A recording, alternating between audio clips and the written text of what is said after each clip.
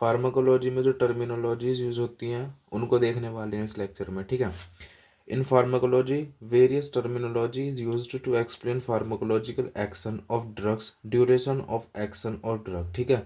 बहुत सारी terminology pharmacology में यूज़ की जाती हैं ड्रग्स के एक्शन को समझने के लिए, उनकी ड्यूरेशन, उनके एक्शन की जो ड्यूरेशन है उसको समझने के लिए various types of terminology use की जाती हैं फार्माकोलॉजी में। देख लेते हैं कुछ उसमें से, और बाकी हम फार्माकोलॉजी पढ़ ही रहे हैं तो सब टर्मिनोलॉजी आती रहती हैं, सबको डिस्कस करते हैं, सब कुछ क्लियर करते हैं, ठीक है। पीक कॉन्सेंट्रेशन होती है टर्मिनोलॉजी, तो ये किस लिए यूज होती है? Highest concentration of the drug measured in blood plasma, blood plasma में जो ड्रग की हाईएस्ट कॉन्सेंट्रेशन होती है उसके लिए टर्मिनोलॉजी यूज की जाती है पीक कॉन्सेंट्रेशन, ठीक है। एक होती है plasma half life, drug half life भी बोल देते हैं इसको। हाफ लाइफ बहुत इंपॉर्टेंट टर्मिनोलॉजी है। ये क्या होती है? Time required for a drug to reduce plasma value to 1/2 of its initial value.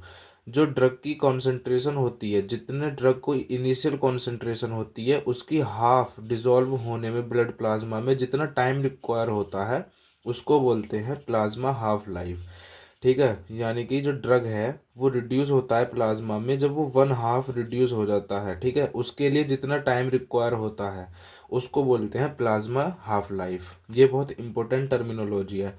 Antibiotic word use होता है बहुत। ये क्या होते हैं? ड्रग्स होते हैं एंटीबायोटिक्स, ठीक है। ये जो बैक्टीरिया होते हैं डिसीज कॉज करते हैं, उन बैक्टीरिया को किल करने के लिए यूज़ किए जाते हैं ड्रग्स। एंटीपायरेटिक होते हैं, ये बुखार को कम करने के लिए यूज़ किए जाते हैं, फीवर डाउन करने के लिए यूज़ किए जाते हैं।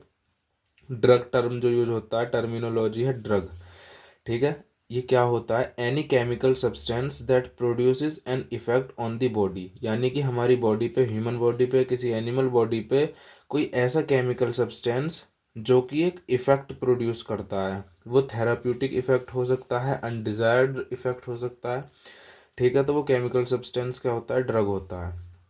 आगे देखते हैं रिसेप्टर। रिसेप्टर क्या होते हैं? Site where drug binds to produce effect. जब हम कोई ड्रग एब्जॉर्ब होता है हमारी बॉडी में तो वो हमारी बॉडी में एक्ट कैसे करता है? वो जाके रिसेप्टर से बाइंड करता है और फिर जो स्पेसिफिक सेल है जिस पे उसको एक्ट करना है वहाँ पे वो एक्ट करता है, ठीक है। तो रिसेप्टर वो साइट्स होती हैं जहाँ पे ड्रग बाइंड करता है अपने इफेक्ट को प्रोड्यूस करने के लिए, ठीक है। एगोनिस्ट क्या होते हैं? Activates receptor.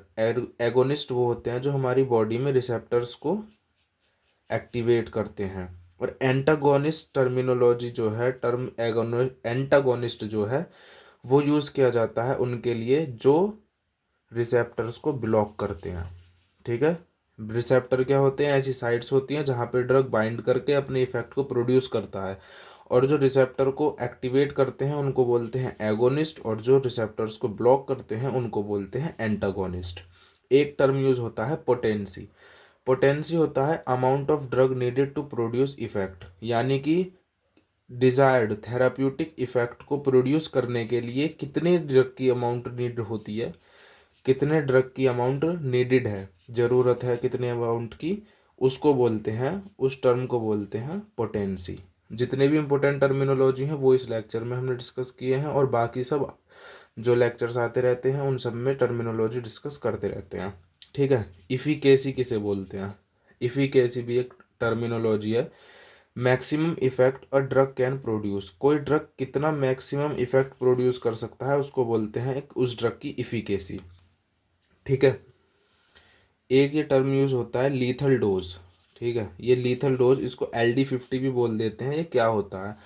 Dose that causes death in 50% of experimental animals, यानी कि जब एनिमल्स में इनका एक्सपेरिमेंट होता है तो 50% क्या होती हैं? डेथ होती हैं। ऐसी जो डोजेज प्रिपेयर होती हैं उनको बोलते हैं लीथल डोज। LD50 के नाम से इन्हें जाना जाता है। टोलरेंस होता है। टोलरेंस क्या होता है? Reduced response to a drug with repeated use. जब किसी ड्रग को बार बार यूज़ करते हैं, बार बार उसको बार बार लेते हैं, तो उसका क्या होता है? जो इफेक्ट होता है वो बॉडी पे कम होने लग जाता है, वो ड्रग टॉलरेट कर जाता है बॉडी सेल्स से, तो उसको बोल देते हैं टॉलरेंस। एक होता है डिपेंडेंस। फिजिकल और psychological need for a drug, मतलब कि निर्भर हो जाना किसी ड्रग पे, बिना उसके नींद नहीं आएगी, या फिर बॉडी को मतलब ज़रूरत हो जाती है, उसके ऊपर डिपेंड हो जाते हैं पूरी तरह से किसी ड्रग पे, उसको बोलते हैं ड्रग डिपेंडेंस। एक टर्मिनोलॉजी होती है ड्रग इंटरेक्शन। ठीक है, ड्रग इंटरेक्शन में क्या क्या आते हैं? सिनर्गिज्म और एंटागोनिज्म। सिनर्गिज्म क्या होते हैं? दो ड्रग कंबाइन होकर ज़्यादा इफेक्ट प्रोड्यूस करते हैं, उस वाले टर्म को बोलते हैं सिनर्गिज्म। उसके लिए टर्म यूज़ किया जाता है। जैसे देखिए लिखा है combined effect of two drugs is greater than individual effects, यानी अगर कोई ड्रग हम सिंगल लेंगे, उससे ज़्यादा अगर दो ड्रग्स लेंगे, दो दो अलग अलग ड्रग्स लेंगे लेकिन उनके इफेक्ट सेम होंगे और कंबाइंड उनको लेंगे तो क्या होगा? ग्रेटर इफेक्ट प्रोड्यूस करेंगे। तो इसके लिए टर्म यूज होता है सिनर्गिज्म।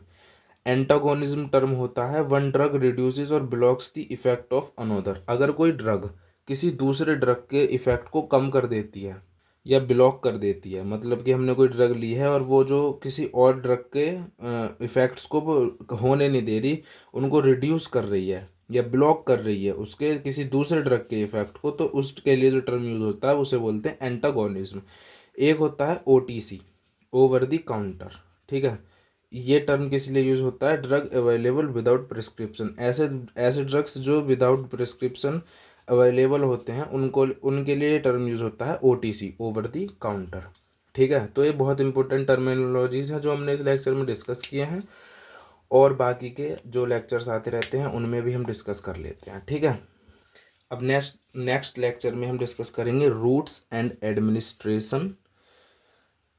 Roots and principles of administration of drugs. ठीक है, थैंक यू।